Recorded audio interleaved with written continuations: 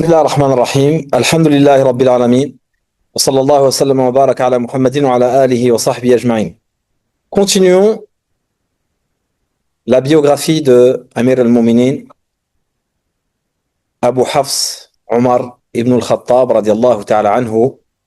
Ibn al-Jawzi rahmatullahi alayhi nous dit, parmi ses autres mérites, il dit وعن سعد بن أبي وقاص رضي الله عنه عن النبي صلى الله عليه وسلم أنه قال لعمر والذي نفسي بيده ما لقيك الشيطان سالكا فجا قط إلا سلك فجا غير فجك أخرجاه في الصحيحين. Ibn al-Jawzi rahimahullah nous rapporte ce hadith qui est dans le Bukhari et Muslim, qui est authentique, où le prophète sallallahu alayhi wa sallam, et c'est Sa'd ibn Abi Waqqas qui rapporte ce hadith, il dit, le prophète sallallahu alayhi wa sallam a dit à Omar, par celui qui détient mon âme entre ses mains. Donc le prophète sallallahu alayhi wa sallam jure, le diable ne t'a jamais rencontré empruntant un chemin sans qu'il n'emprunte un chemin autre que le tien.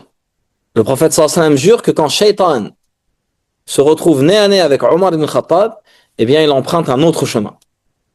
Il s'écarte de son chemin. Il dit وعن أنس رضي الله عنه عن النبي صلى الله عليه وسلم قال أشد أمتي في أمر الله عمر.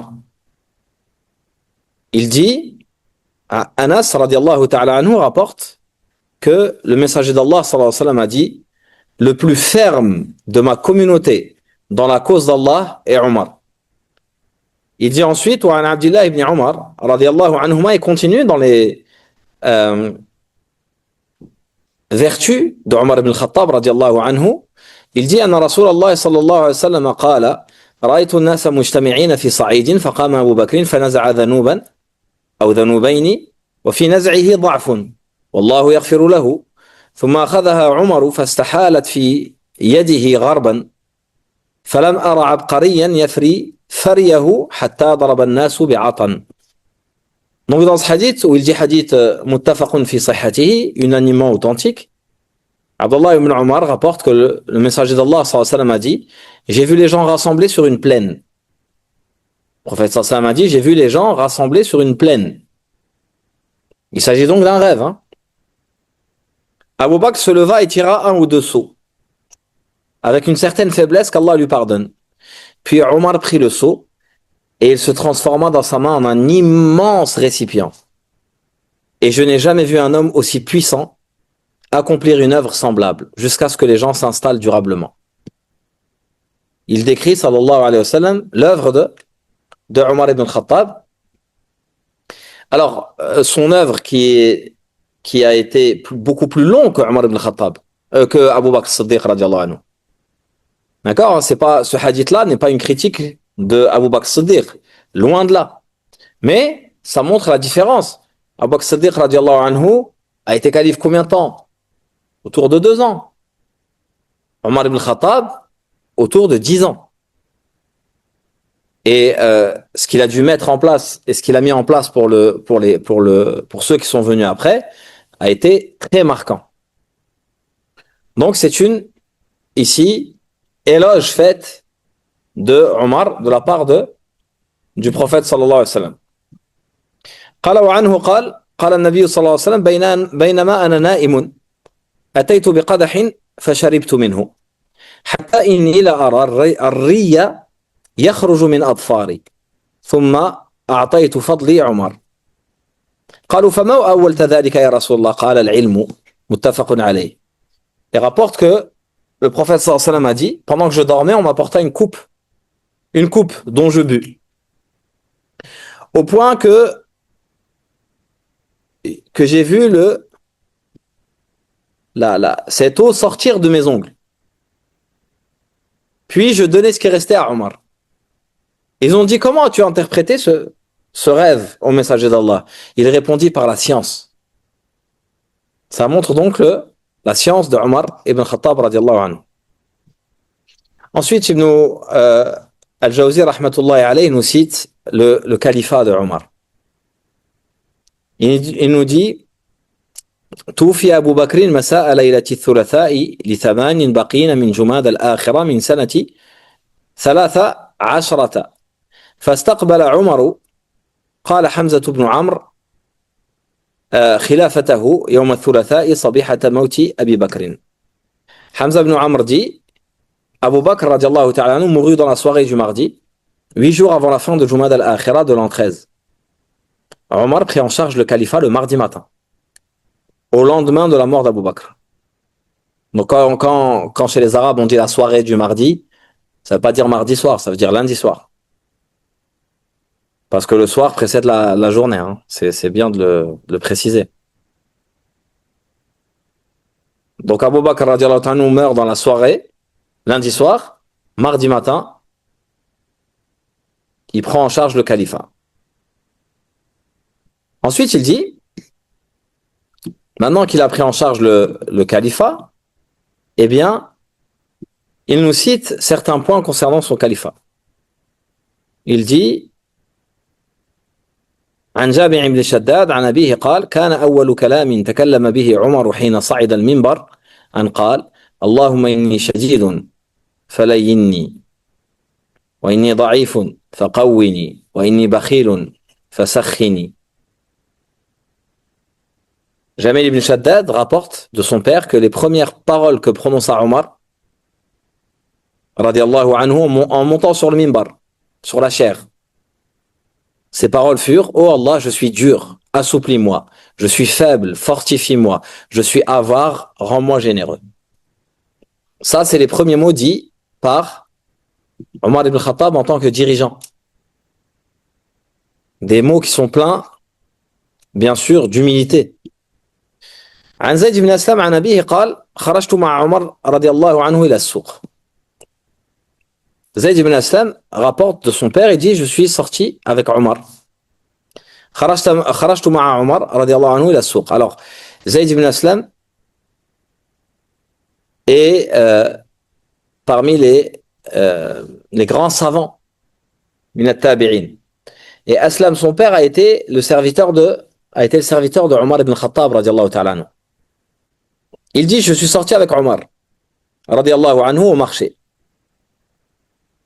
Une jeune femme le rejoignit et lui dit: ô commandeur des croyants, mon mari est mort en me laissant de tout jeunes enfants. Et par Allah, ils ne parviennent pas à faire cuire un sabot. Ils n'ont ni champ ni bétail.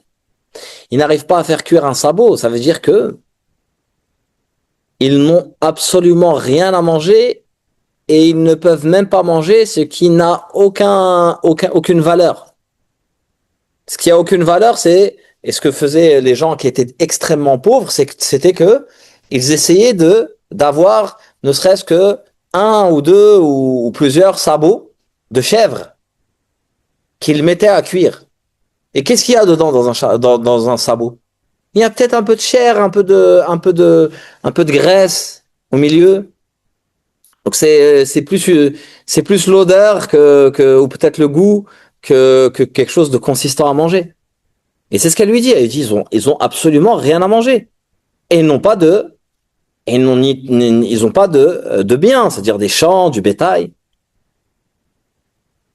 Et j'ai craint que le loup ne les dévore. Et ensuite, elle lui dit: wa ana bintu Khufafi bni Imaa al-Ghifari. Elle lui donne son identité, donc. Elle lui dit qu'elle est la fille de Khufaf ibn Imaa al-Ghifari.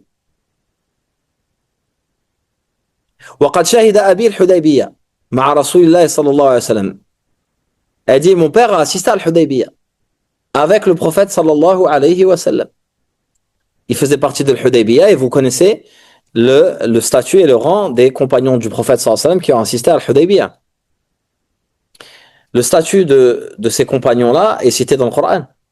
Allah Ta'ala dit à leur sujet: لَقَدْ رَضِيَ اللَّهُ عَنِ الْمُؤْمِنِينَ إِذْ يُبَايِعُونَكَ تَحْتَ الشَّجَرَةِ.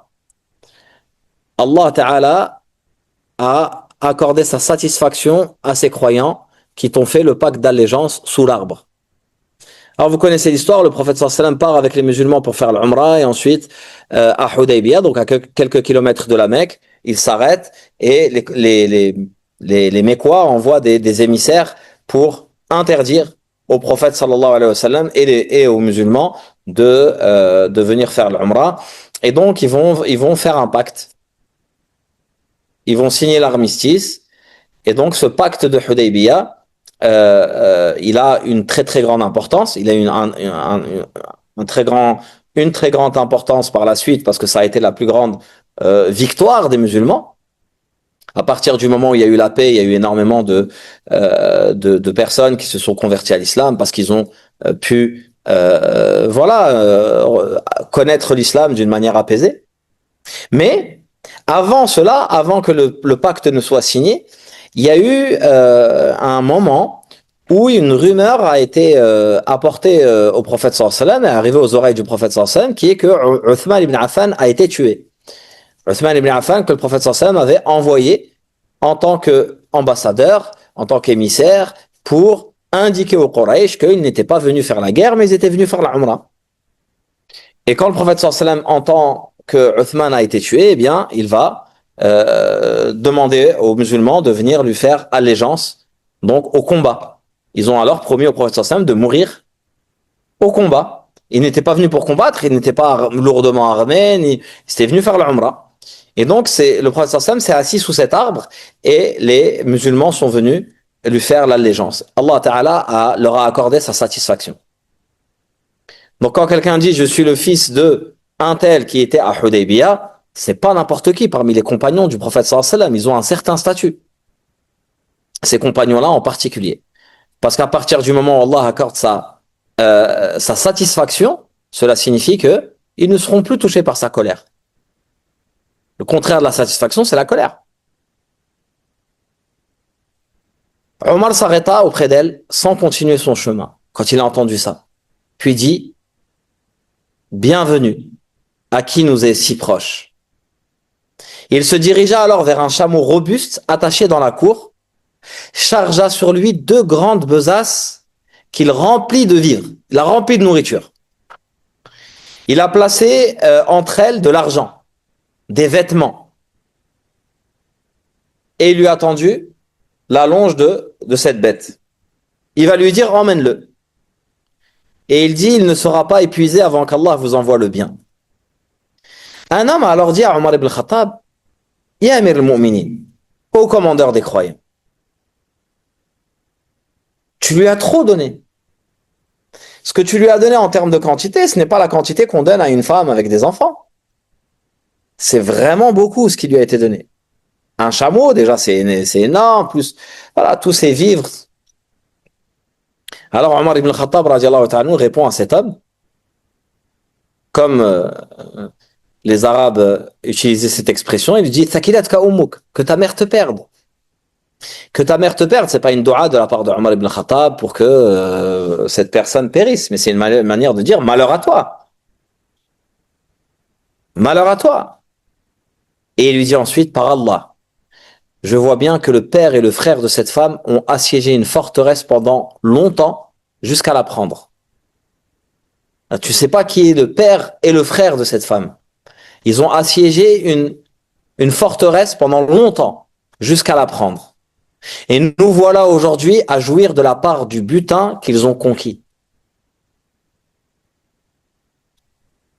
L'effort qu'ils ont fait pour conquérir cette forteresse, eh bien, ça a été un bénéfice pour les musulmans et aujourd'hui on en profite encore. Et pourquoi elle ne profiterait pas de cela? Radiyallahu anhu wa ardah. Ensuite, Ibn Jawzi rahimahullah continue et dit عن الأوزاعي أن عمر بن الخطاب خرج في سواد الليل فرآه طلحة.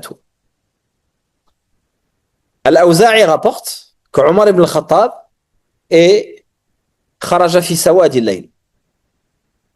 Alors, on n'est pas dans la science du hadith, hein, mais ici, il faut bien comprendre que il n'y a pas la chaîne de transmission entière. Al-Awza'i n'a pas rencontré Omar ibn al-Khattab. Mais il raconte cette histoire de par une chaîne de transmission. Elle n'est pas citée ici, mais c'est pas une invention de sa part, de la part de l'imam Al-Awza'i rahimahullah. Alors il dit Omar ibn Khattab kharaja fi sawadi al-layl. Omar ibn Khattab une nuit est sorti dans une nuit obscure. Fara'ahu Talhatu, Talha l'a alors aperçu. Fadhahaba Omar fadakhala baytan. Omar est alors entré dans une maison ثم دخل بيتا آخر, et ensuite il est entré dans une autre maison. فلما أصبح طلحة, au matin, Talha se rendit dans cette maison. ذهب إلى ذلك البيت فإذا بعجوز عمياء مقعدة فقال لها ما بال هذا الرجل يأتيك؟ قالت إني يتعاهدني منذ كذا وكذا يأتيني بما يصلحني ويخرج عني الأذى. قال طلحة ثكلتك أمك طلحة أعثرات عمر تتبع أعثرات عمر تتبع.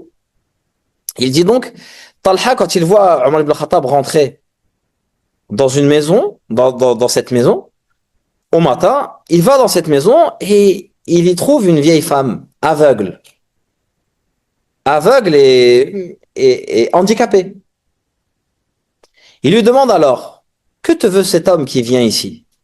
Elle lui a dit, il prend soin de moi depuis tant de temps, il m'apporte ce dont j'ai besoin et évacue les saletés de chez moi.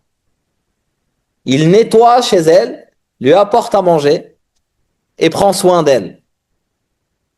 Subhanallah. Il y a même d'autres histoires qui sont racontées, qui vont dans ce sens, où il est dit que cette femme ne sait pas qui vient faire tout cela.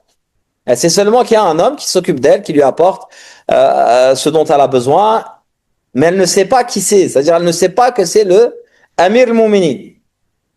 Elle ne sait pas que c'est Omar ibn Khattab, radiallahu anhu. Et Talha est étonné de ça. Et il dit que ta mère te perde. Encore la même expression qu'on a citée juste avant. Thakilatka ummuk.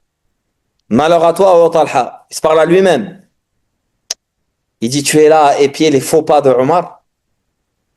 Est-ce qu'à un moment donné, tu t'es dit que Omar ibn Khattab aurait pu commettre une erreur? Comment? Subhanallah, on voit quelqu'un qui, ce comportement-là, il a disparu. On parle de Omar ibn Khattab en tant que personne, mais là, on parle de Omar ibn Khattab en tant que dirigeant. Un dirigeant qui va chez une dame qui est invalide, aveugle, et qui s'occupe d'elle, qui lui apporte ce dont elle a besoin. Qui ferait ça aujourd'hui? Bon, sauf s'il ramène quelques journalistes avec lui, histoire de prendre quelques photos, etc. Ça fait bonne image. On parle de quelqu'un qui fait ça la nuit, quand la nuit est obscure, pour que personne ne le sache et personne ne le voit. C'est entre lui et Allah, subhanahu wa ta'ala. Il dit ensuite, وعن ابن عمر قال قدمت رفقة من التجار. Une caravane de marchands arriva. Alors, je ne sais pas si vous avez remarqué, des fois je traduis pas, parce que quand l'histoire est longue et elle est en français, je passe directement à la traduction pour que ça aille plus vite. Il dit, une caravane de marchands arriva et s'installa près du lieu de prière. Omar radiallahu ta'ala anhu dit à Abdurrahman, veux-tu que nous les gardions cette nuit contre les voleurs? Ils passèrent la nuit à les surveiller. Toujours le souci de Omar ibn Khattab. Il voit des marchands arriver, il se dit, il faut les préserver, qu'ils ne se fassent pas voler. Ils passèrent la nuit à les surveiller et à prier autant qu'Allah leur accorda. Ils passent donc une nuit au service des autres et en prière. Omar radiallahu ta'ala anhu entendit les pleurs d'un nourrisson, se dirigea vers lui et dit à sa mère, crains Allah et prends bien soin de ton enfant. Il entend un enfant qui pleure. Et donc Omar ibn Khattab finit par aller jusqu'à là où est cette femme, peut-être une tante. Et il dit à cette femme, prends soin de ton enfant. C'est pas normal de laisser un enfant pleurer comme ça. Il retourna à sa place, entendit l'enfant pleurer à nouveau. Alors il revient et lui répéta la même chose. À la fin de la nuit, il l'entendit encore et s'approcha d'elle en disant, malheur à toi, je vois que tu es une bien mauvaise mère.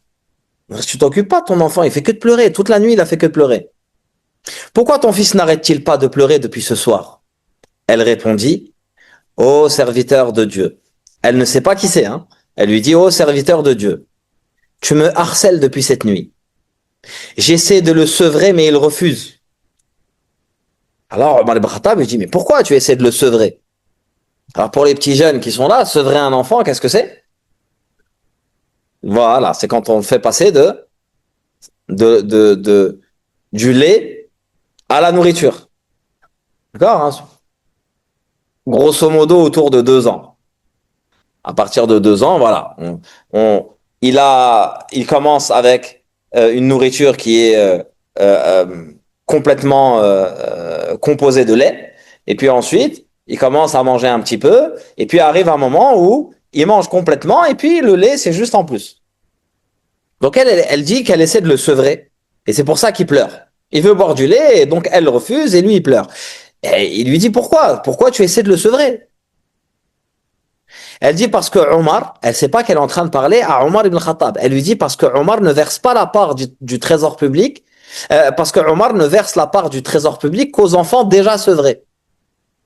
C'est-à-dire que les allocations qui ont d'ailleurs été inventées par Omar ibn Khattab radiallahu anhu, eh bien Omar ibn Khattab donne une part à chaque personne qui est dans le besoin, mais à une personne qui est sevrée. Quand l'enfant est un nourrisson, eh bien il a une seule part avec sa mère. Et quand l'enfant mange et qu'il est sevré, il a le droit à une part. Donc elle essaie de le sevrer afin d'avoir une part supplémentaire dans son foyer. Parce que Omar ne verse la part du trésor public qu'aux enfants déjà sevrés. Alors Omar ibn Khattab lui dit, mais quel âge a-t-il? Elle lui dit, tant et tant de mois. Il dit, malheur à toi, ne le presse pas. Pourquoi tu veux te dépêcher de le sevrer? Mais parce qu'elle est très pauvre et elle a besoin de cette part en plus. Vous comprenez? Malheur à toi, ne le presse pas. Et ensuite, il a accompli la prière de l'Fajr, Omar ibn Khattab. Mais les gens ne distinguaient pas sa récitation tant il pleurait. Omar ibn Khattab, quand il entend ça de la part de cette femme, ça le touche tellement que il va pleurer. Pendant le Fajr, les gens ne vont pas entendre sa récitation. Après le salam, il s'écria, quelle misère pour Omar. Quelle misère pour Omar. Ya bu'sa Omar. Combien d'enfants de musulmans a-t-il tué? Kam qatala min awladil muslimin. Il s'en veut. Alors qu'à la base, qu'est-ce que c'est? C'est une règle qu'il a mis en place. C'est pas quelque chose de. Mais il se rend compte en pratique de ce que ça peut apporter euh, comme, euh, comme souci pour des personnes qui sont très très très très pauvres. Il ordonna alors à un crieur de proclamer, ne pressez pas vos nourrissons au sevrage. Nous accordons désormais la part du trésor à tout enfant né en islam. Et il écrivait cela dans toutes les contrées. Ibn al-Jawzi rahimahullah dit ensuite, وعن زيد بن أسلم عن أبيه قال كان عمر يصوم الدهر. Omar jeûnait en permanence. Yasoum ad-dahr, c'est-à-dire il jeûnait tous les jours. C'est même cité que c'est ce qu'il a fait à la fin de sa vie. Il a fini sa vie en jeûnant Yasoum ad-dahr, tout le temps. وكان زمان الرمادة إذا أمسى أتي بخبز قد ثرد في الزيت. En ces temps de Ramada, donc de grande famine, la Ramada c'est l'année de la grande famine, on lui apportait le soir du pain émietté dans l'huile. Il est Amir al-Mouminin, hein? Je ne sais pas si vous êtes au courant du territoire que Omar ibn Khattab administre, du territoire qu'il contrôle. Ce n'est plus seulement l'Arabie. Hein.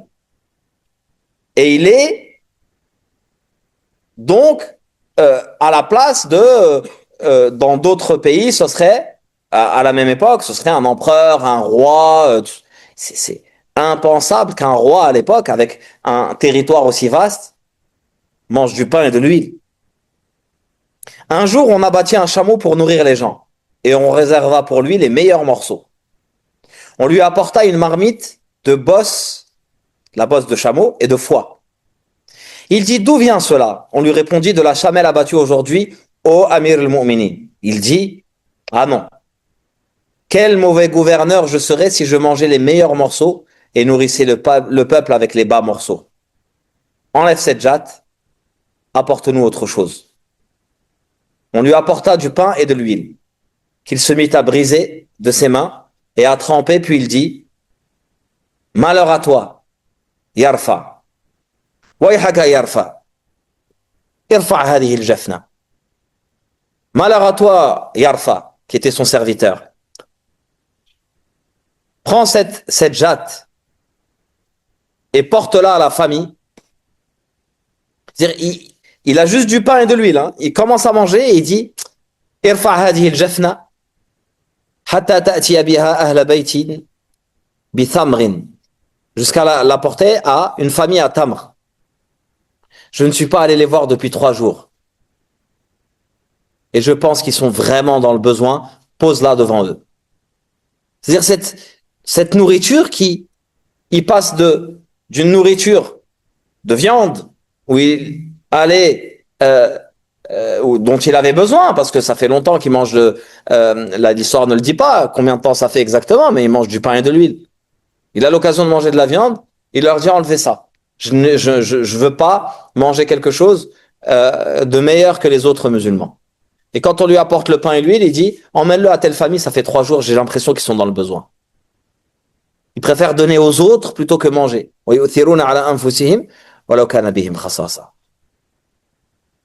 Ibn al-Jawzi rahimahullah nous parle d'ailleurs de son ascétisme.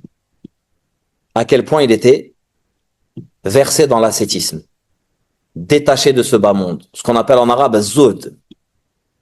Il dit, il rapporte, il dit عن الحسن قال خطب عمر الناس وهو خليفة وعليه إزار فيه 12 رقعة.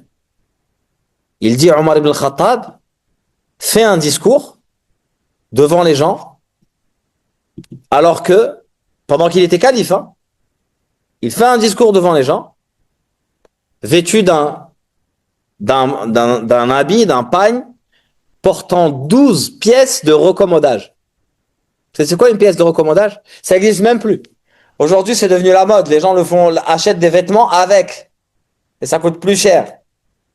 C'est que quand les gens avaient un trou dans un vêtement, qu'est-ce qu'ils faisaient? Bah, bien sûr, ils recousaient le vêtement. Mais qu'est-ce qu'ils faisaient aussi? Notamment dans des endroits qui s'usaient rapidement, ils mettaient des morceaux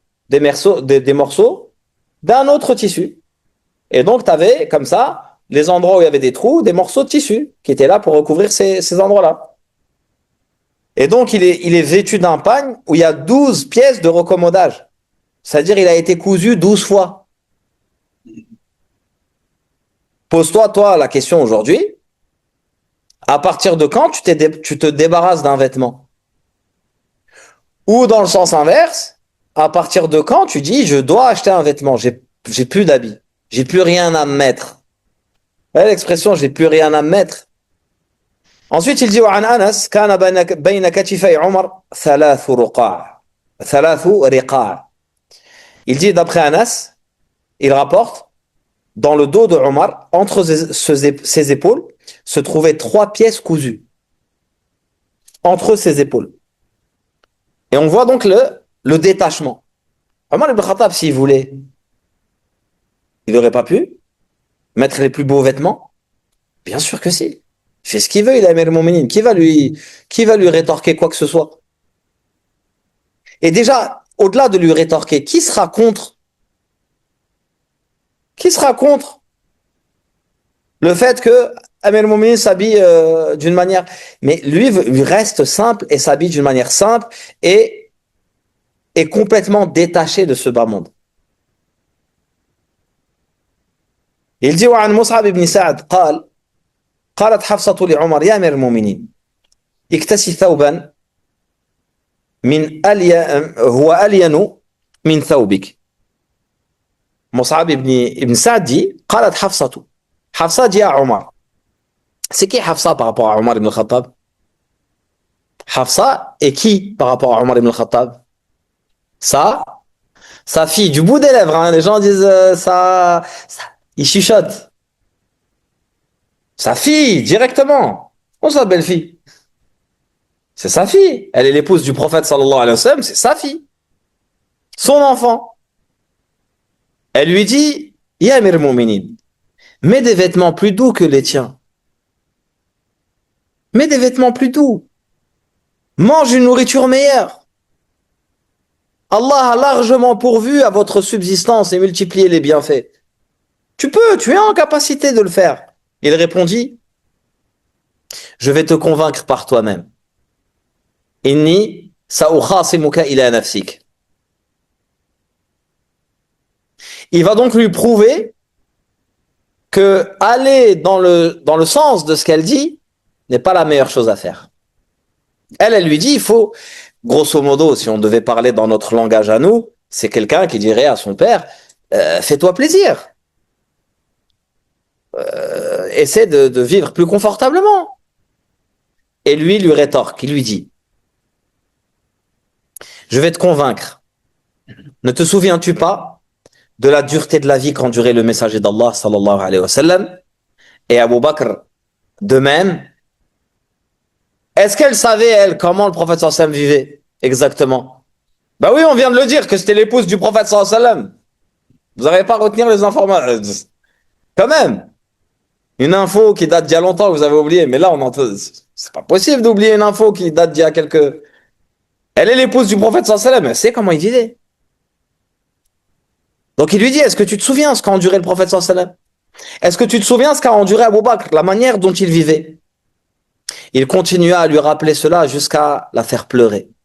Puis il dit, par Allah, je partagerai leur existence austère dans l'espoir d'atteindre leur repos dans l'au-delà.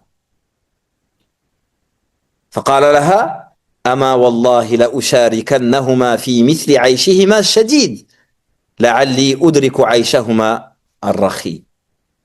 Peut-être que je vais vivre comme ils ont vécu, aussi difficilement qu'ils ont vécu, afin de profiter comme eux profitent dans l'au-delà. Subhanallah. Il est resté sur les traces, sur les pas du prophète sallallahu alayhi wa sallam et d'Abu Bakr Siddiq radiallahu anhu. Ibn al-Jawzi rahimahullah dit ensuite dhikru tawadu'ihi, son humilité. Parlons de son humilité. Il dit عن عبد الله بن عباس قال كان للعباس ميزاب على طريق عمر. Il dit Al-Abbas avait une gouttière. C'est quoi une gouttière? Donnant sur le chemin de Omar. Donc il avait donc chez lui une gouttière qui donnait sur la rue, et Omar ibn Khattab radiallahu anhu, donc c'était ce qui permet d'évacuer l'eau, et c'était sur le chemin d'Omar radiallahu anhu. Quand Omar passa sous la gouttière, de l'eau mêlée de leur sang se déversa et le tacha. Dans la gouttière, il y a tout ce qu'on rejette de la maison. Si elle est sur le toit, par exemple, et que sur le toit, il y a une bête qui est égorgée, par exemple, et qu'on nettoie le toit, bah, ça descend dans la rue. C'était l'évacuation de l'époque. Donc, il y avait donc du sang qui a coulé par la gouttière et qui a taché les vêtements de Omar. Omar ordonna de la démonter. Il leur a dit de l'enlever. Il rentre chez lui. Il change de vêtements et il revient diriger la prière. Il vient pour aller à la mosquée, il se fait tacher, il dit enlevez-la, il se change et il revient pour diriger la prière. Al-Abbas s'approcha de lui et dit par Allah, l'Abbas c'était sa maison, c'était sa gouttière. Il lui dit, c'est qui l'Abbas par rapport au prophète sallallahu alayhi wa sallam? Son cousin? Son oncle? Qui dit mieux? Il s'appelle Abbas ibn qui? Ibn pas Ibn al-Muttalib, Ibn Abd al-Muttalib. Et Abd al-Muttalib, c'est qui? Par rapport au prophète sallallahu alayhi wa sallam. C'est son grand-père. Donc s'il est le fils du grand-père du prophète sallallahu alayhi wa sallam, c'est qu'il est qui par rapport au prophète sallallahu alayhi wa sallam? Son oncle, alhamdulillah. Donc l'oncle du prophète sallallahu alayhi wa sallam, l'Abbas, s'approche de lui et lui dit, par Allah, c'est l'emplacement même où l'avait placé le messager d'Allah sallallahu alayhi wa sallam. La gouttière que tu as fait enlever, c'est le prophète sallallahu alayhi wa sallam qui l'a mise lui-même. Omar alors dit, je t'ordonne de monter sur mon dos pour la replacer à l'endroit exact où l'avait mise le messager d'Allah. Et c'est ce que l'Abbas a fait. Amir Mouminin, on parle de quoi? D'un territoire grand comme il dit à une personne, à un de ses sujets, monte sur mon dos et remets-la. Pourquoi? Parce qu'il ne veut pas être celui qui a défait quelque chose qu'a fait le prophète sallallahu alayhi wa sallam de ses propres mains. On voit ici son humilité. Ibn al-Jawzi rahimallah dit dhikru khawfihi min Allah azza wa jal. Mention de sa crainte d'Allah. Wa bukaihi et de ses pleurs.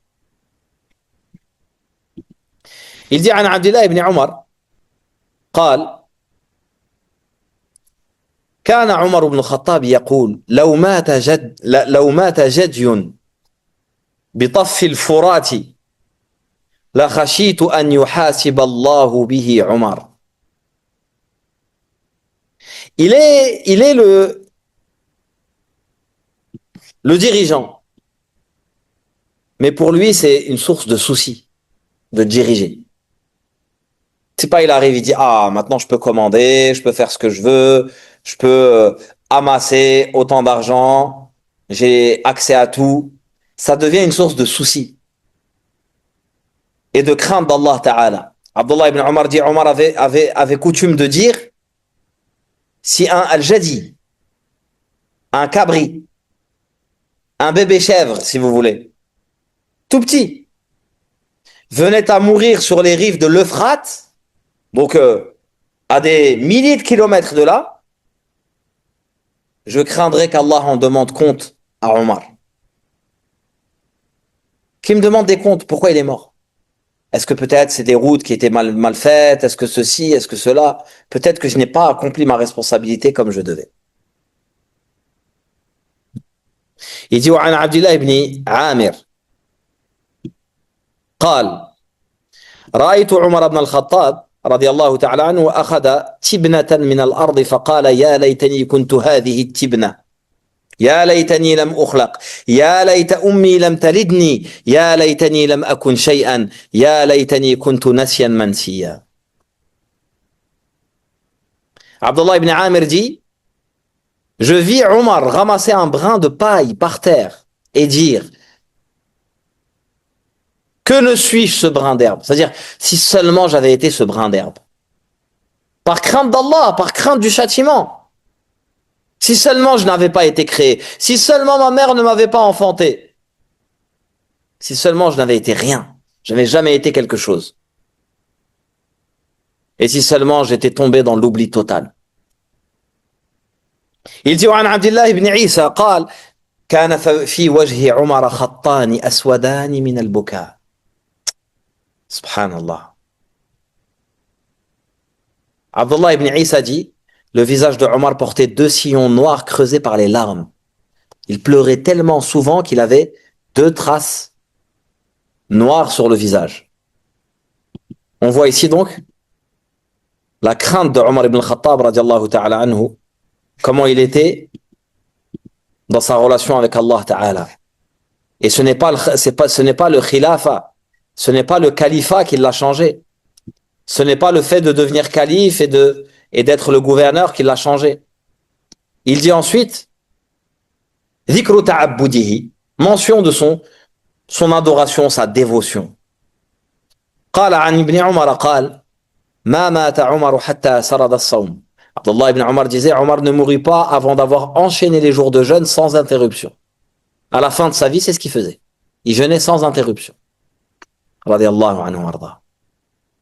وعن سعيد بن المسيب قال كان عمر يحب الصلاة في جوف الليل. Saïd ibn Musayyib dit, Omar aimait prier au cœur de la nuit.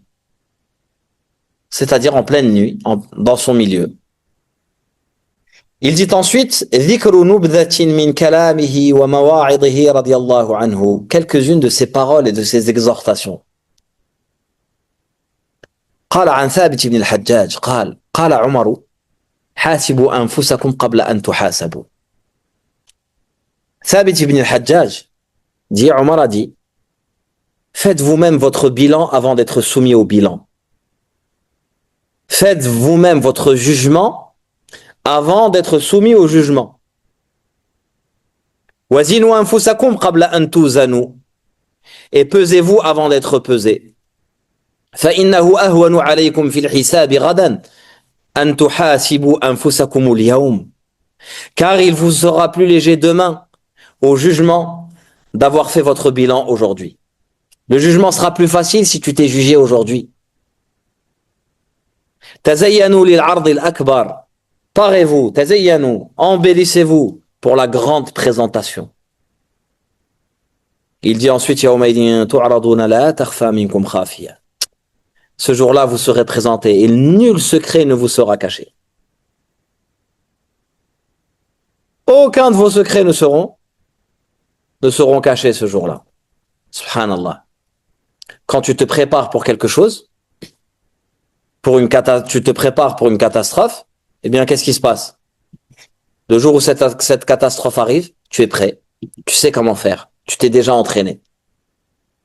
Un peu comme on faisait à l'école. Comment ils appellent ça, là, en cas d'incendie? Les exercices d'alerte incendie. Hein? Ils font quoi? Ils appuient sur l'alarme, et puis tout le monde fait comme s'il y a un incendie, et ils se dépêchent d'aller dans la cour en respectant les consignes qui ont été données, à savoir ne rien prendre avec soi, et puis être, bien discipliné, ne pas courir, ne pas bousculer les autres, etc., ne pas paniquer. Et ensuite, il chronomètre. Et il dit, ah, bah là, au niveau du temps, c'était pas assez. On a mis trop de temps. S'il y avait eu un incendie réel, bah peut-être qu'il y aurait eu des blessés, des brûlés, des morts. Il faut qu'on le refasse afin de mieux se préparer.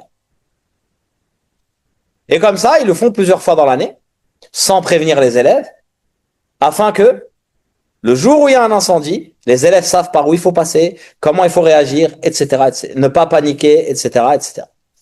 D'ailleurs, quand les élèves quittent l'établissement ou sortent, eh bien, ils ne savent pas si réellement il y a le feu ou pas. Ils se posent cette question. Est-ce qu'il y a le feu ou est-ce qu'il n'y a pas le feu? Si on fait la même chose pour des catastrophes, quelles qu'elles soient, le jour où une catastrophe arrive, tu es prêt. Si tu le fais pour Yawm al-Qiyamah, forcément, ton jugement, ça sera jamais pareil, mais ton jugement, ça sera le deuxième jugement, parce que tu l'as déjà fait. Tu es déjà passé par là. Donc tu te mets dans la peau de quelqu'un qui va se faire juger et à qui on va poser des questions. Qu'est-ce que tu as fait? Comment est ta salade? Les premières questions qui seront posées, c'est sur salade. Et là, tu te poses la question à toi-même. Qu'est-ce que je vais répondre quand on va me dire, quand la question me sera posée sur ma salade? Est-ce que tu as fait salade? Tes prières, tu les as faites? Est-ce que tu les as faites correctement? Est-ce que tu les as faites comme il se doit? Tu vas dire non. Déjà là, ça pose un problème. Ça va te pousser à améliorer tes prières. Est-ce que tu as fait, donc, d'accord, il y a un manquement dans tes prières, comme c'est cité dans le hadith, hein? Lorsqu'il y aura un manquement dans leurs prières obligatoires, il sera dit, est-ce qu'ils ont fait des prières surrogatoires? Et de ces prières surrogatoires, eh bien, on prendra pour combler leurs prières obligatoires. Pose-toi la question, est-ce que je fais des prières surrogatoires? Mets-toi dans la peau de celui à qui on posera des questions intimes. Pourquoi tu as fait telle chose, tel jour, telle heure? Devant l'ensemble de l'humanité. L'ensemble de l'humanité. Pas juste tes parents, les gens que tu respectes particulièrement et dont tu ne veux pas qu'ils sachent. L'humanité est silencieuse et écoute. Et entendre que toi, tu as commis tel acte, tel jour, à telle heure. Et tu dois te justifier pour tel acte. Pourquoi tu as fait ça? Wahakada. Et comme ça, tu imagines. L'imam Ahmad, rahmatullahi alayh, il dit que il a fait un rêve. Et là, on est dans la science, dans le côté science. Il dit, il a fait un rêve Et dans ce rêve, eh bien, il est pris, c'est le jour du jugement dernier, il est pris et attaché aux mains par des chaînes, il est enchaîné, il a des chaînes aux mains et au cou. Et il est amené. Et on lui dit, tel hadith que tu rapportes du prophète sallallahu alayhi wa sallam, tu l'apportes de qui? De qui tiens-tu ce propos du prophète sallallahu alayhi wa sallam?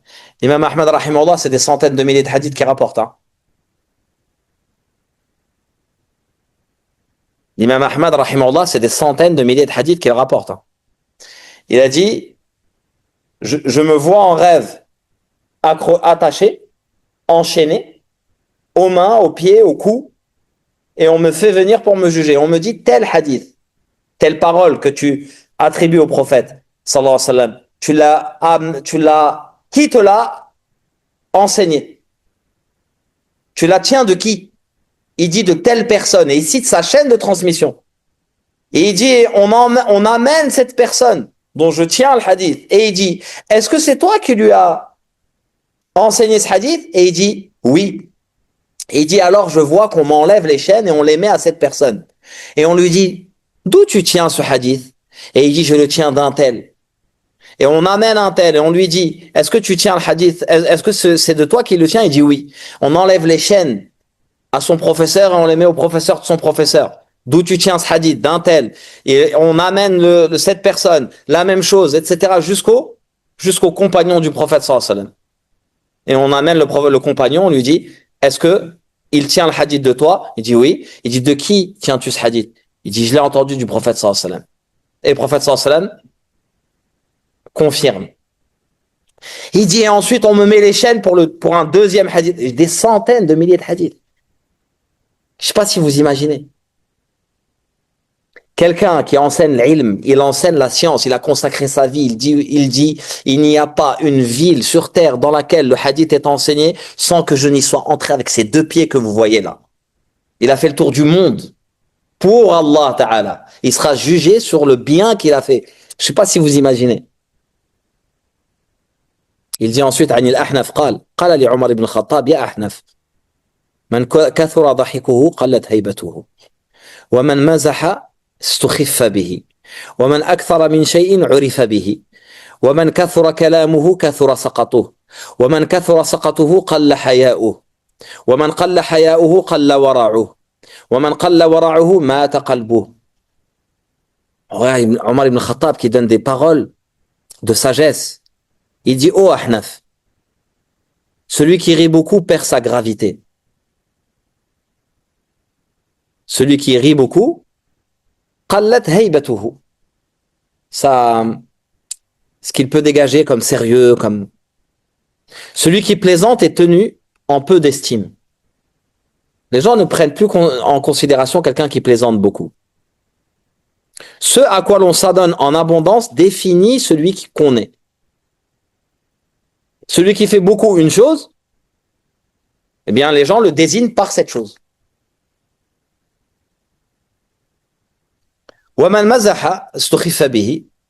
Il dit ensuite, celui qui parle beaucoup fait beaucoup d'erreurs. Si tu parles beaucoup, forcément tu fais des erreurs. Tu fais des fautes, tu fais des péchés. Tu commets des péchés forcément. Celui qui fait beaucoup de fautes a peu de pudeur. Celui qui a peu de pudeur a peu de pitié. A peu de piété, pas de pitié. De piété. A peu de piété. En fait, al-wara', c'est la précaution. Si tu perds ta pudeur, tu perds ta précaution. Être précautionneux, c'est faire en sorte de ne pas faire quelque chose qui va te faire tomber dans un péché. Et celui qui a un peu de piété, celui qui a peu de piété, a un cœur qui est mort. Il dit ensuite, وعن وديعة الأنصاري قال سمعت عمر بن الخطاب يقول وهو يعظ رجلا لا تكلم فيما لا يعنيك.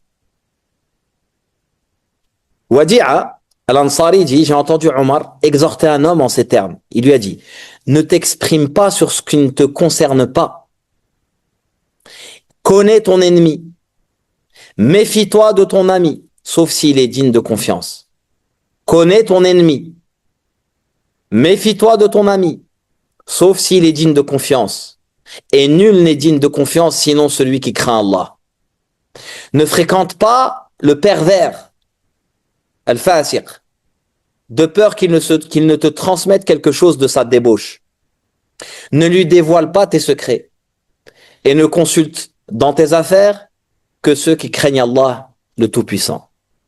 Subhanallah. Et enfin, Ibn al-Jawzi, rahimallah, finit cela par un chapitre sur la mort de Omar ibn Khattab, radiallahu anhu. Et, euh, et d'ailleurs, il va dire à la fin que il y a tellement de choses à dire, il y a tellement de choses qui sont rapportées de Omar ibn Khattab, dans ses propos, ses actes et ce qu'il a fait. Il a dit, je pouvais pas tout mettre. J'ai essayé de sélectionner et de mettre une partie de tout ce auquel il a eu accès. Alors, قال ذكر وفاته رضي الله عنه, mention de sa mort, que Dieu soit satisfait de lui. قال عن عمرو بن ميمون قال إني لقائم ما بيني وبين عمر إلا عبد الله بن عباس غداة أصيب. Omar ibn Khattab a été assassiné. Et on a ici Amr ibn Maymoun qui raconte son assassinat. Il a été assassiné en prière à Salat Subh. Il dit, ce matin-là, il n'y avait entre moi et Omar que Abdullah ibn Abbas. En prière, ils étaient en prière. Omar, avant d'avancer pour la prière, passait entre les rangs et disait, alignez-vous. Quand il ne voyait plus de brèche, il s'avançait et prononçait le takbir. Il commençait la prière. Il lui arrivait de réciter en premier, dans la première raka'a, Surat Yusuf ou Surat Nahl. En une raka'a. Une raka'a. Ou Surat Nahl. Ou une sourate semblable. Le temps que les gens se rassemblent. Donc cette longue récitation permettait aux gens d'arriver. Il venait à peine de prononcer le takbir que je l'entendais dire « Il m'a tué » ou « Il m'a dévoré » le chien. « Akalani al-kalbu » au moment où l'homme le poignarda. Donc, imaginez, Omar ibn Khattab s'avance, il dit « Allahu Akbar ». À l'époque, c'était pas comme maintenant, des lumières, on voit tout ce qui se passe, etc. Imaginez que, voilà, il n'y a pas beaucoup de lumière. D'ailleurs, il est rapporté que le prophète sallallahu alayhi wa sallam, quand il terminait Subh, c'était encore obscur à tel point qu'on ne reconnaissait pas les gens. Si tu ne reconnais pas les gens, c'est qu'il n'y a pas de lumière. Donc, mettez-vous dans ce contexte-là. Il se fait poignarder. Il dit, qatalani al-kalbu, le chien m'a tué. C'est l'expression qu'il utilise. L'agresseur s'élança alors avec un couteau à double tranchant. Il frappait à droite et à gauche quiconque se trouvait sur son passage. Quand il a frappé Omar, il a ensuite commencé, tous ceux qui s'approchaient de lui, il les a frappés sur son passage, jusqu'à blesser 13 hommes, dont 7 moururent. Il avait des lames et les lames, elles étaient empoisonnées en plus. Il a donc blessé 13 hommes, dont 7 moururent. Quand un musulman s'en aperçut, il lui jeta un manteau dessus. L'homme, se voyant pris, s'égorgea lui-même. Il s'est suicidé quand il a vu que ça y est, il était pris. Il lui a jeté un manteau, donc il ne pouvait plus bouger, et il s'est poignardé, il s'est égorgé. Il dit وَتَنَاوَلَ عُمَرُ بِيَدِ عَبْدِ الرَّحْمَنِ بْنِ عَوْفٍ. Alors, je ne sais pas si vous imaginez cette scène. Je ne sais pas si, là, dans votre esprit, on est en train de parler d'un moment terrible qui est en train de se produire. D'ailleurs, ça fait partie des pages sombres. Des pages sombres de l'histoire des musulmans. Omar ibn Khattab, il vient de se faire poignarder. Regardez ce qu'il va faire. Il saisit la main de Abdurrahman ibn Auf et le pousse en avant. Il le pousse en avant, pourquoi? Il vient de se faire poignarder. Il le pousse en avant. Pourquoi il pousse Abdurrahman ibn Auf en avant? Pour qu'il termine salat. Il vient de se faire poignarder et son souci, c'est la salade doit se finir. Subhanallah. Et il s'est fait poignarder, ils disent très, c'était très grave ce qu'il avait.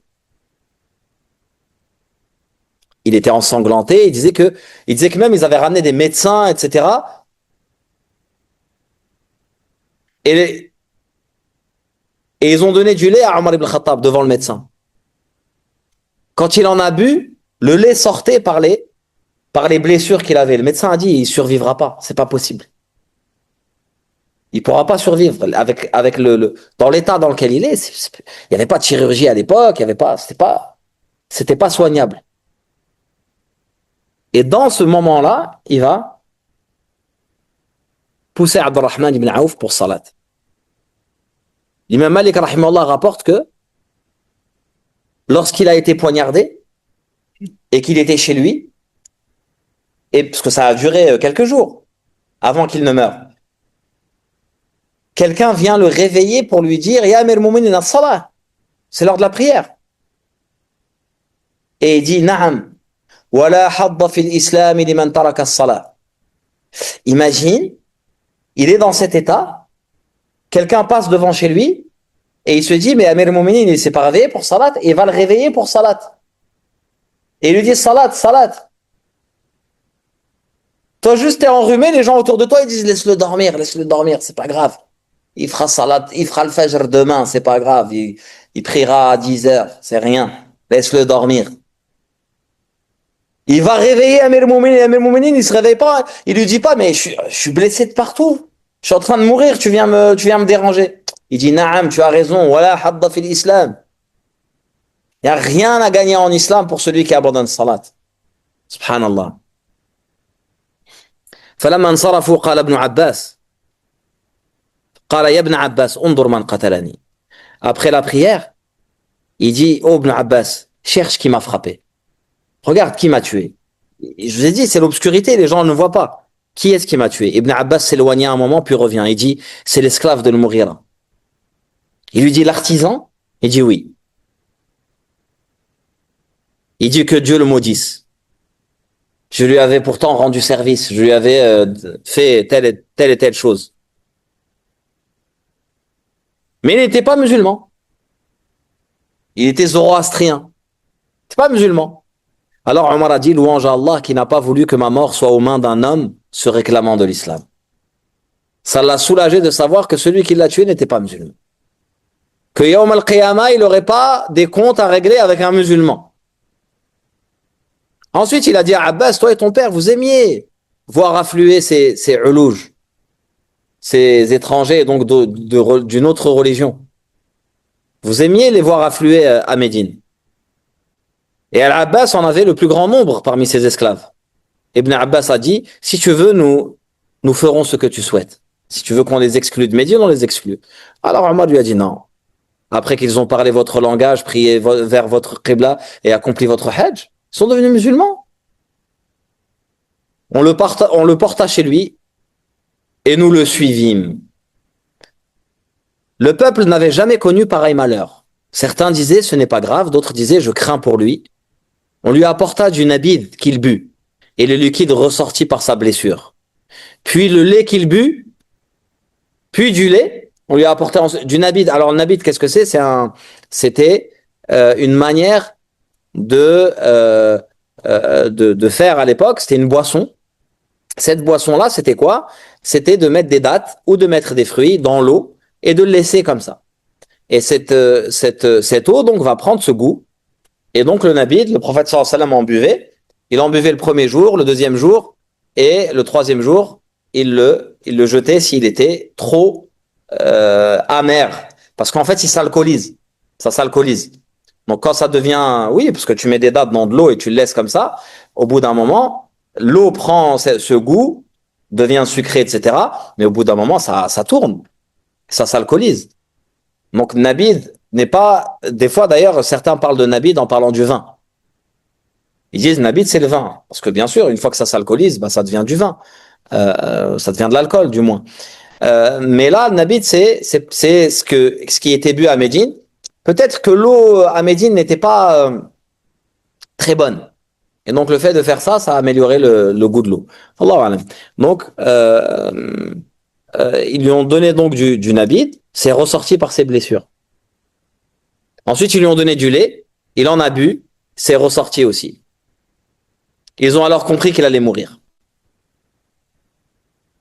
Il dit, nous entrâmes auprès de lui. Les gens vinrent les gens sont venus lui rendre hommage. Un jeune homme s'approcha de Omar et lui dit, ô Amir al-Mu'minin, réjouis-toi. Réjouis-toi de la bonne nouvelle d'Allah pour toi.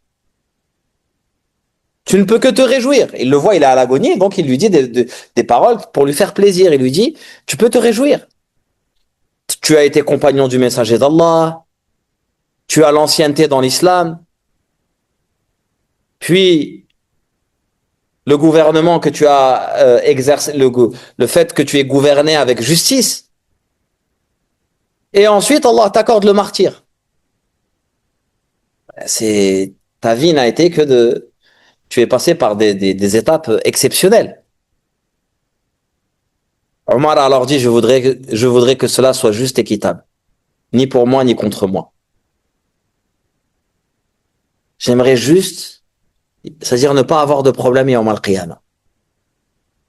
Alors que le jeune homme s'éloignait, son vêtement traînait par terre. Omar a alors dit, rappelez-moi ce jeune homme. Et quand il est revenu, il lui a dit,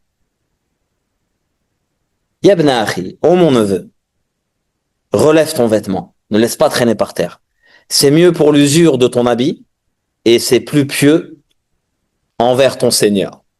Et vous savez que le prophète sallam recommande de relever ses vêtements et que ses vêtements ne dépassent pas la cheville, et notamment lorsque c'est fait par orgueil. Il y a deux avis chez les savants, ceux qui considèrent que ces hadiths-là, il faut les appliquer et que jamais le vêtement ne descende, et c'est la précaution, que jamais le vêtement d'un homme ne descende sous les chevilles. Et il y a ceux qui considèrent que, à la lumière des hadiths où Abu Bakr radiallahu anhu avait son vêtement qui descendait, le prophète sallam lui a dit, pas toi, ya Omar, ya Abu Bakr, parce que toi tu ne le fais pas par orgueil. Donc certains savants ont considéré que c'est interdit si c'est fait par orgueil. D'autres élargissent et disent par précaution, c'est quelque chose qui est à éviter. Mais on voit qu'Omar ibn Khattab, dans cet état, il fait Amr bil ma'ruf wa nahi 'anil munkar, il appelle les gens au bien, leur interdit le mal, il est de bons conseils. On va pas commencer, vous n'allez pas commencer à chacun montre le pantalon de l'autre en disant il descend sous les chevilles, etc. Ce qui est fait aujourd'hui. Et ensuite, Omar ibn Khattab dit, oh Abdullah ibn Omar, regarde ce que je dois. On compta environ 86 000. Il dit, si les biens de la famille de Omar y suffisent, donc ses dettes, règle cette dette sur leur avoir. Sinon, sollicite les Banu Adi, Ibn Ka'b. C'était comme ça que ça marchait. Quand quelqu'un devait rembourser, ou quand quelqu'un avait, c'était sa famille, et puis ça s'élargissait. Il y avait le clan, ensuite il y avait la tribu, etc. Et lui, il était des Banu Adi, Ibn Ka'b. Si cela ne suffit toujours pas, sollicite Quraysh. Les Banu Adi sont un clan des Quraysh. Et ne va pas au-delà d'eux. Puis, il dit, va trouver Aïcha, mère des croyants. Il dit à Abdullah ibn Omar, à son fils, il lui dit, va voir Aïcha, radiallahu anha, et dis-lui, Omar te transmet son salut. Il lui dit, et ne dis pas Amir al-Mu'minin. Ne dis pas Amir al-Mu'minin. Car je ne suis plus aujourd'hui le commandeur de personne. Dans cet état-là, il n'est plus Amir al-Mu'minin. Il dit, dis-lui Omar ibn Khattab. Et pourquoi il dit, dis-lui Omar ibn Khattab? Parce que c'est différent. Quand tu as quelque chose à demander à quelqu'un, si c'est Amir al-Mu'minin qui le demande, il faut lui obéir. Et il ne veut pas que Aïcha accepte ce qu'il va lui demander par obéissance à Amir al-Mu'minin. Mais il veut qu'elle le fasse de son plein gré. Donc il dit, dis-lui, Omar ibn Khattab demande la permission d'être enterré auprès de ses deux compagnons. Qui sont qui ces deux compagnons? Le prophète sallallahu alayhi wa sallam et Abu Bakr, qui étaient enterrés dans la maison de Aïcha. Ibn Omar salua, demanda la permission d'entrer et la trouva assise en pleurant. Il dit Omar ibn Khattab te transmet son salut et demande la permission d'être enterré auprès de ses deux compagnons. Elle dit cette place, je la voulais pour moi-même. Subhanallah. Il restait de la place pour être enterré, pour qu'une personne soit enterrée, et elle espérait être enterrée là, auprès du prophète sallallahu alayhi wa sallam et de son père, Abu Bakr Siddiq. Elle dit cette place, je la voulais pour moi-même. Mais aujourd'hui, je la lui préfère à moi.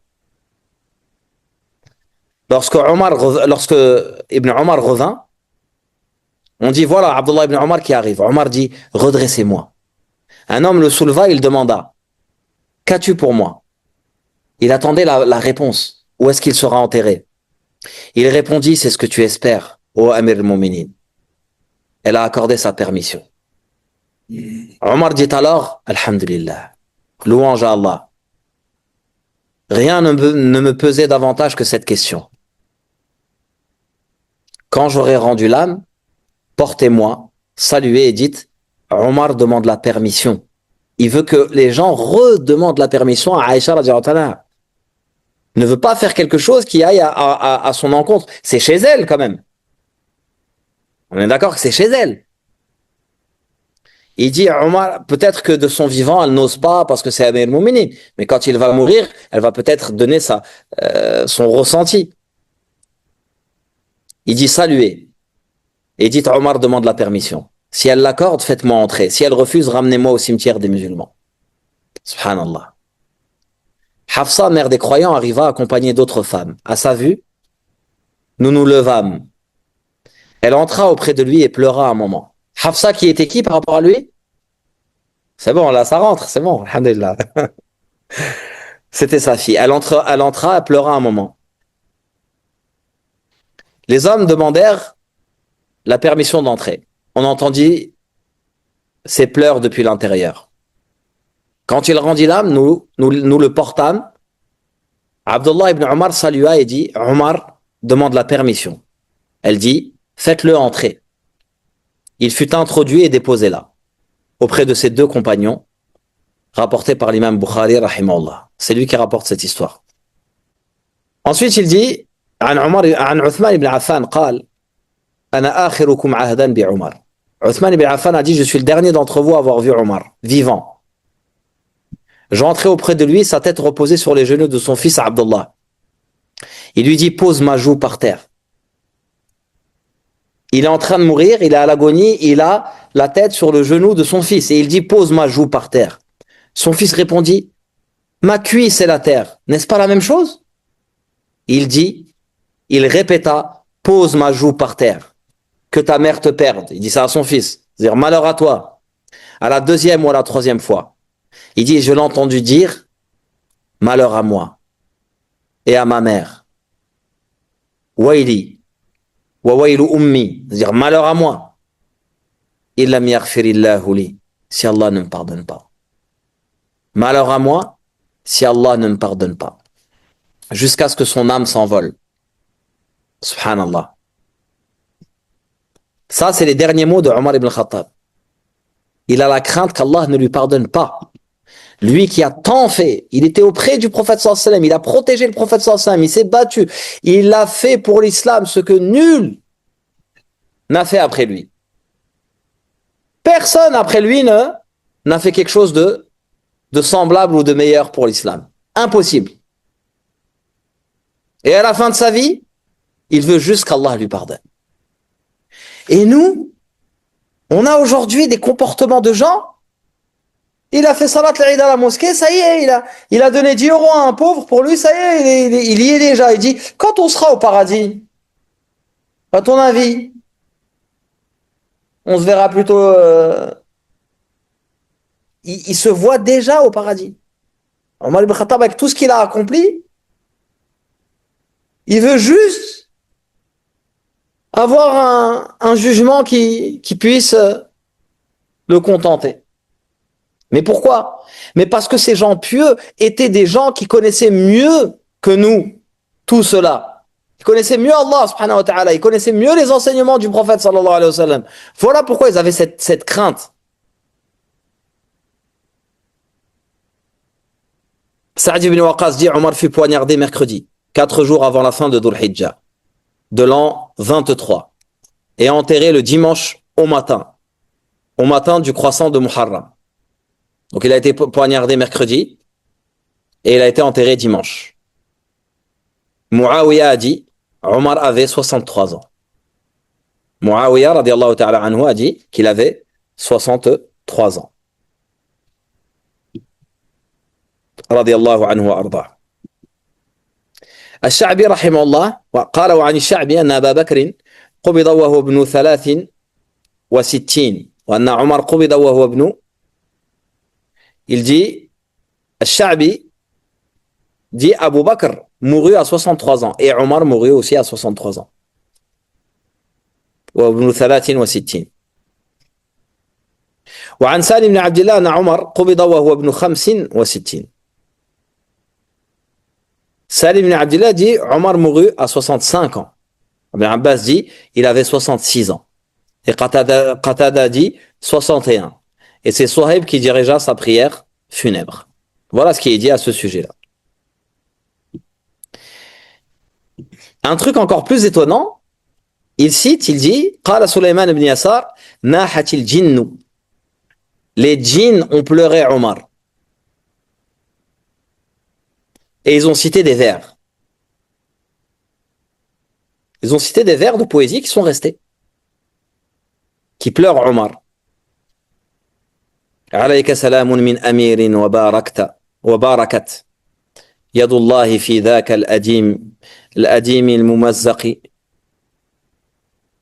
قضيت أمورا ثم غادرت بعدها بواثق في أكمامها لم تفتقي إلى آخرها. Il dit عن جعفر بن محمد قال أو عن أبيه عن جعفر بن محمد عن أبيه قال لما غسل عمر وكفن وحمل على سريره وقف عليه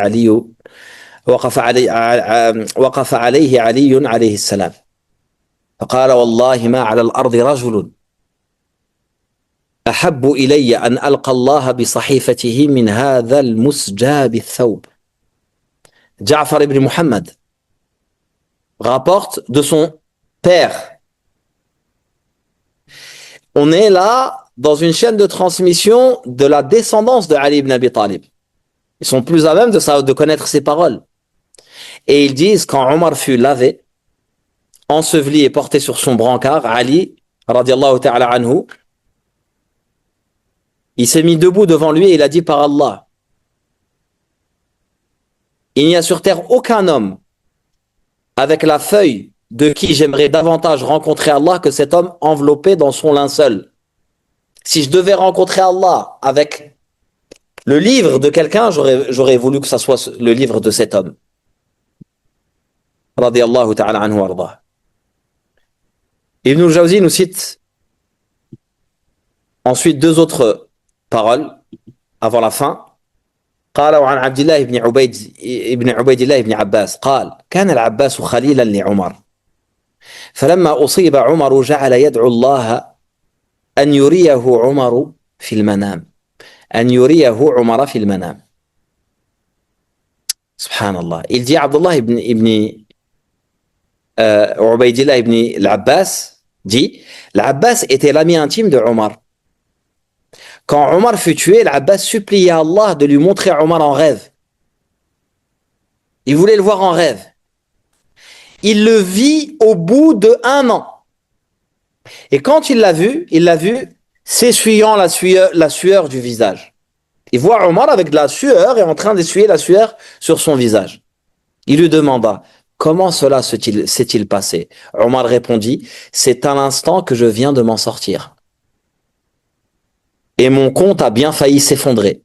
N'eût été que j'ai rencontré celui qui est plein de bienveillance et de miséricorde. Il lui dit, le jugement, les questions qu'il a eues viennent de se finir. Ça fait 1 an qu'il est mort. Et il finit par nous dire, rahimahullah, Ibn al-Jawzi rahimahullah finit par nous dire أخبار عمر رضي الله عنه من أولى ما استكثر منه. Les récits d'Omar qu'Allah soit satisfait de lui, font partie de ce qu'il convient le plus de multiplier. Il faut multiplier ces récits, les écouter, les transmettre. Et il dit, si je me suis limité ici à ce que j'ai cité, c'est parce que j'ai consacré à ces mérites et à ces récits un grand ouvrage qui les rassemble tous. Que celui qui souhaite en avoir une connaissance exhaustive s'y réfère, et que la paix soit sur vous. Rahimallah. Fa, toutes ces, toutes ces histoires et tous ces extraits doivent nous permettre de réfléchir à nos vies. Où est-ce qu'on en est, nous, par rapport à ces gens qui sont nos modèles? Si on écoute ces histoires, c'est pour voir où est le niveau le plus haut et où nous sommes. Atteindre le niveau le plus haut, c'est très difficile, voire même impossible. Par contre,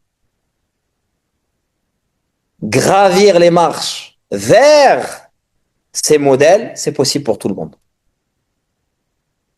Il faut qu'on essaye, bi'idhnillahi ta'ala, que ces paroles ne soient pas juste vaines, ne soient pas juste des paroles qu'on a entendues et qui nous ont pas touchés, alhamdoulilah, ces paroles nous ont touchés.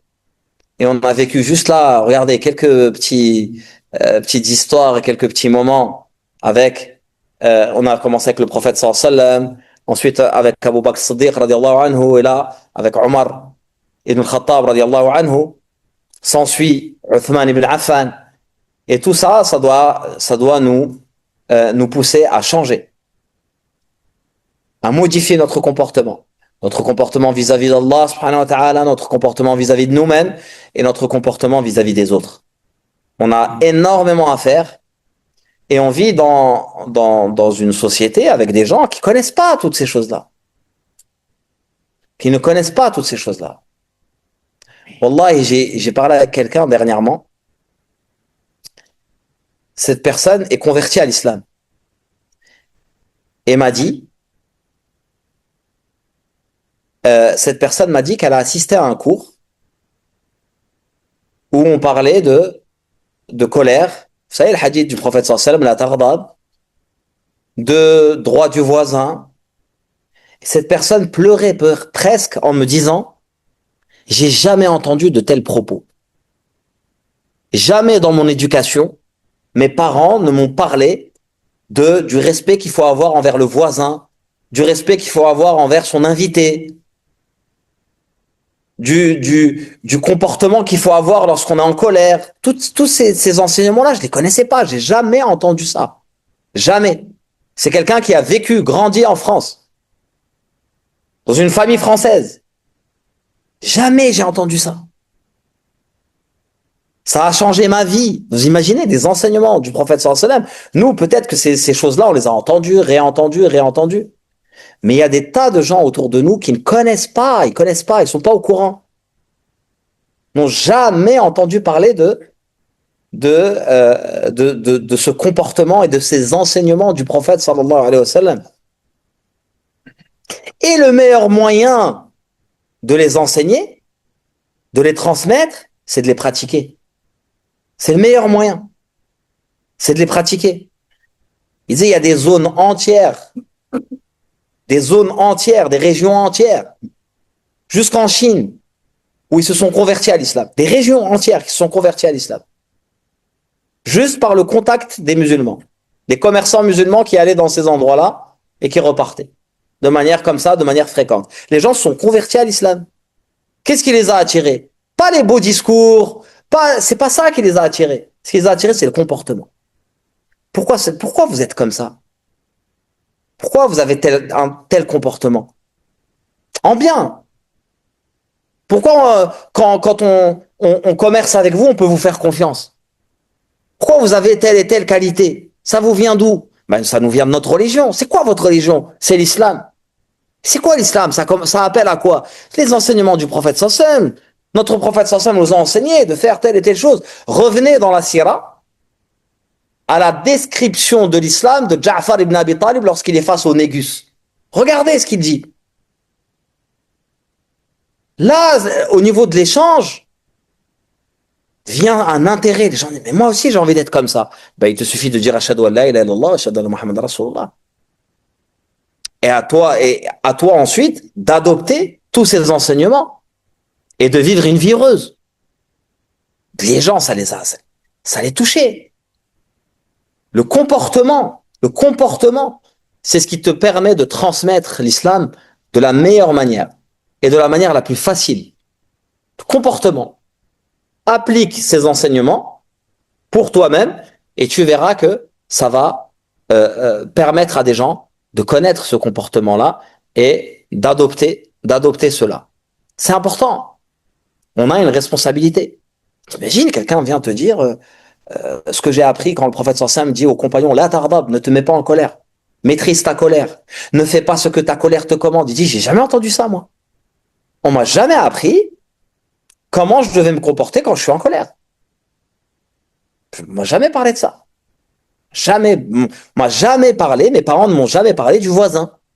Que le voisin, c'est une personne pour laquelle il faut avoir du respect, etc., etc. C'est des choses basiques de l'islam. Il y a tant de gens qui souffrent de ne pas connaître cela. Parce que c'est ça la réalité des choses, c'est que nous, quand on parle de transmettre l'islam, notre objectif, c'est pas que tout le monde devienne musulman comme un club où on a envie qu'il y ait beaucoup d'adhérents. Quelque part, je veux dire, ça nous rajoute rien, ça nous enlève rien. Mais c'est de se dire comment moi je peux profiter de quelque chose au quotidien, d'un bonheur, et les gens qui sont autour de moi, je leur transmets pas ça. Je leur permets pas de ressentir ce que je ressens et d'être heureux comme je le suis. C'est dans ce sens-là qu'il faut permettre aux autres aussi, à leur tour. Il y a quelqu'un dans une mosquée, quelqu'un me racontait, quelqu'un de très âgé, voisin de la mosquée, qui s'est converti à l'islam, très âgé. Et il disait, je suis heureux de rendre, après avoir fait la shahada, je suis heureux de devenir musulman, etc. Par contre, je ne pardonne pas à tous ces gens que j'ai rencontrés tout au long de ma vie qui m'ont jamais parlé d'islam. Pourquoi vous gardez ça pour vous? Pourquoi vous n'en parlez pas? C'est tellement beau. Enfin, on demande à Allah subhanahu wa ta'ala de nous réformer. On demande à Allah subhanahu wa ta'ala de réformer nos cœurs. On demande à Allah subhanahu wa ta'ala de nous permettre de profiter de tous ces récits et que nos vies changent. On demande à Allah subhanahu wa ta'ala de nous pardonner nos péchés et de faire que le jugement pour nous soit facile. On demande à Allah subhanahu wa ta'ala, comme il nous réunit dans ses cours et comme il nous réunit dans cette assemblée de manière régulière, on demande à Allah subhanahu wa ta'ala de nous réunir en son vaste paradis.